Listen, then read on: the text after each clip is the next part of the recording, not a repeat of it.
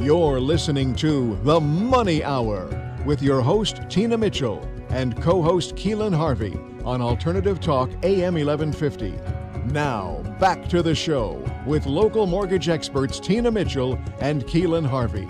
Welcome back to the Money Hour with your host, Tina Mitchell. And your co-host, Keelan Harvey. You're a local mortgage experts right here at 1150 AM KKNW, the Saturday, January 19th show. We are here to help you build a strong financial blueprint 1 week and one show at a time. If you're hearing our show at a different time or day, you are listening to a rebroadcast, but we're here to answer any questions or, more importantly, to connect you with the guests that we have on the show. Please call the show at 1-855 400-1150. Again, that's 1-855-400-1150 or online at themoneyhour.com. In studio right now, Jebediah Gardner with Gardner Global, and it's time to even out the playing field. Jebediah, welcome, and thank you so much for joining us first time in studio. Thank you very much, Tina. Thank you very much, Keelan. Appreciate it. And a little bit about Jebediah. He is founder and CEO at Gardner Global, Inc. and On Point Real Estate. He earned a bachelor's degree from University of Washington and later earned a Juris Doctor degree from Western Michigan Law School. Prior to development, Jebediah worked for Turner Construction, building commercial high-rise in downtown Seattle. Since then, he has built up a client base of private and nonprofit clients in the real estate development space, providing feasibility, pre-development, and development services. Jebediah has worked on publicly subsidized affordable housing projects in Seattle, bringing together city, community, and design partners overcoming complex project hurdles. Jebediah has created a niche in providing nonprofit, public, and private market development services. Jebediah, super excited to have you on the show. Fun fact for our listeners, me and Jebediah went to Kennedy High School. What? Shout out to the together. Lancers. Yeah, shout out Lancers. So I've known Jebediah a long time, seen him from afar doing big things. So again, thanks for coming on the show, kind of full circle. So that's awesome. Well, the purple he's wearing, I get it now, University of Washington. You're really rocking that. Oh, yeah. We will, bow down to Washington. Jebediah's always swagged out. I have no doubt. Well, you're kind of swagged out too, Keelan. Aw, Victoria did thanks. say that you needed to sweater it up like Jebediah. I know. I'm going to have to change up my sweater game now. Clean as a whistle, man. You're clean as a whistle. Well, tell our listeners a little bit about you, Jebediah. Yeah, originally from Los Angeles, California, a little neighborhood called Southgate, or Barrio, I like to call it. Moved up here to Seattle in 97.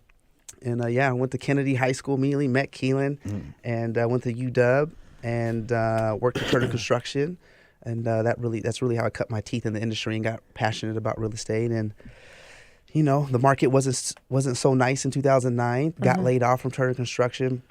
Decided that I wanted to start my own shop, and really found a passion for real estate development. And also knew that I needed an advanced degree to go to be able to pursue this business. So I decided law school would be the way to go. So Very impressive. So I bit the bullet for 3 years.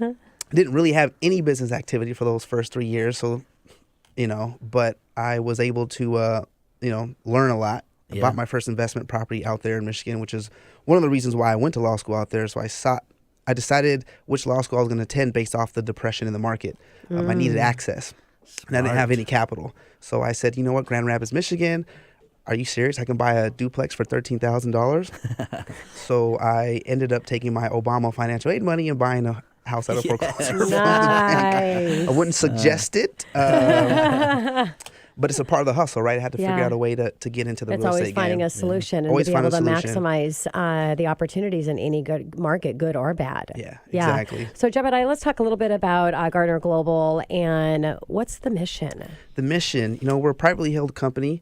We specialize in creating strategic acquisitions and partnerships and investment, partnership, and community. We definitely believe that there is opportunity to pursue the bottom line, but also, making sure that there's a very strong social component to that as well. So when you blend those two, it makes for a healthy ROI. We like to bring them together versus keep them mutually exclusive. It makes a whole lot of sense to me. Well, you've accomplished a lot already, Jebediah, in your time here. You're not 50. Let's just say that. I am. So What's wrong with 50? we'll move on. And tell me about what motivates you. Like, what keeps you going? That's a lot, that you've taken on already. And what gets you going? What gets me going? Family. Family is to the Amen. core of what I do, and it's what gets me up in the morning, and we come from a very humble background. Didn't come from, I would say, dirt. You talk to my grandfather, and he'll say we did come from the dirt.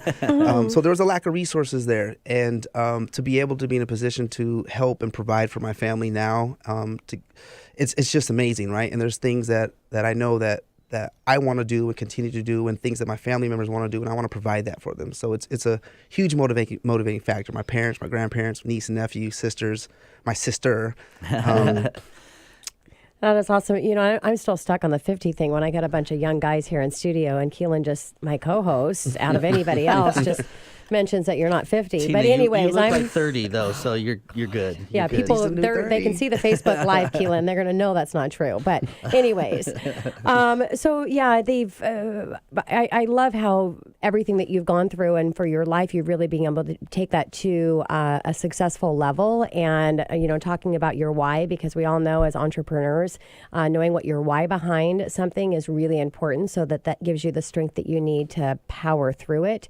So a little bit more about your mission. Yeah, so, we are a full-service real estate firm, right? So we do brokerage, property, HOA, property management specifically, and development for nonprofit and private clients. And really the mission is to build wealth, right? Build wealth for not only ourselves, but our surrounding community and our clients. And when I got into real estate, post-Turner Construction, and I started doing my due diligence and started meeting with a lot of the commercial developers that are the biggest developers on the entire West Coast that we have here in Seattle, and learning underneath them and making them my mentors, literally making them, just showing up, knocking on the doors like, hey, we are meeting today. And after learning how they were able to create wealth through real estate, and just the so many different ways you can make money through real estate, it was like, this is insane. No one's ever taught me this. And so as I gone through the process of building this real estate business, I learned that there are more ways than one to be able to cut the pie, right? And so that is something that we want to share with our clients and our community, to say, look, you may be used to income coming through just a brokerage sale, but there's so many other ways that income can come in. Property management, resale certificate fees, demand request fees. I mean, all that stuff adds up. It may be little stuff, but you start adding that up, and all of a sudden you got yourself a nice little pocket, right? Way to start with the builder side. That's a smart way to go. I mean, when the construction side of things, especially the high rises and all that, that's a really smart way to go on, because these guys kind of know where we're going and what the holes in the game are and how we fill them, and so that's a smart move. Yeah, it was interesting. I was lucky enough to have a relationship that got me in the interview with Turner Construction. Miss Ruby Jones, she's an amazing individual. So I got in that interview, and they looked at me and they're like, well, we don't see construction management or engineering on this resume. I was like, you're right. You see English degree. But they knew quickly that they wanted to tap into my social skills, and they would teach me real estate. And that's what happened, right? And so I was able to build relationships with subcontractors and help build those buildings. Yeah. So what are you advising right now in this market, because there's always areas that aren't going to be as favorable or techniques to use, and others that are going to be great in this type of environment that we're in. So what are you advising right now? It's interesting. It really depends on what sector of the real estate market we're talking about. If a single family or if a homeowner, a home buyer comes to me, he's like, well, hey, I hear the market's good. What should I do? That's a different response than me talking to a fellow developer saying, hey, I'm looking to acquire a piece of property and putting up 150 unit apartment building. Sure. Right. I would say that if you're a developer and you're looking to put a shovel in the ground now, it might be a little too late. You might have missed the curve, right? Yeah. If you're a home buyer, then you might want to snatch up some opportunities. The supply isn't really, meeting the demand, so to speak. So it really depends, because we touch so many aspects of it, the management side, development side, and the brokerage side. I'm always like, well, who's my audience before I just answer that question, right? Yeah. Makes sense. So it can be tricky. It can be tricky. Fun fact, I did my mom's in property management. She's like vice president of Edison 47. So one of my first jobs, I was a leasing consultant. So that's always Nice. interesting. And somebody got shot and died in the grass Wow. in front of my office before No they go way. there. Yeah, Are you literally serious? bled out in Boy, the grass. we talked this morning about you getting held by gunpoint. Boy, you've had a lot of major What's going on, Keelan? Is experiences. this a setup? Yeah. You set me Yeah. up right now? Living the life, you know. Yeah. But yeah, she's like, go lease apartments, and didn't even tell me that fun fact. But Wow. I leased it up, man, with a dead guy. out Oh, there. my goodness. Oh, I'm getting off God. track here. So Jebediah, tell The us show about. is called The Money Hour. Yeah. You know, Why? sometimes- It's the money hour. I have a really good friend who owns a funeral home, so Oh, there we go. See, it's about connecting the dots. connecting Dana. the dots. Exactly. So tell us a little bit about Jebediah, your influences. Like, who are the people that you look up to? And I know that's probably has something to do with your motivation as well. Yeah, huge part of the growth of the business and growth professionally and intellectually. And, you know, I look up to folks who are directly in the development space, in the real estate space, and also just general business folks, and then folks who are just good at life, just you know, personal wise, you know. And so I try to keep a healthy network of folks who can help guide me and act as my compass. So, you know, in the development space, or I would say in the business space, you know, I have to give a shout out to my guy Chip Reagan with Reagan Associates. He's an amazing individual, and he gave me one of the most amazing pieces of advice ever. And when I first started the company in 2009, and I told him I wanted to be a developer, or I was trying, quote unquote, trying to be, he was like, you know what, Jebediah, you need to have ice in your veins. And every day it rings true, because if you So get explain emotional, that. because people get attached to real estate, right? They get emotional, especially as a developer, you know, quote unquote, we're deal makers. Let's make Yeah. a deal.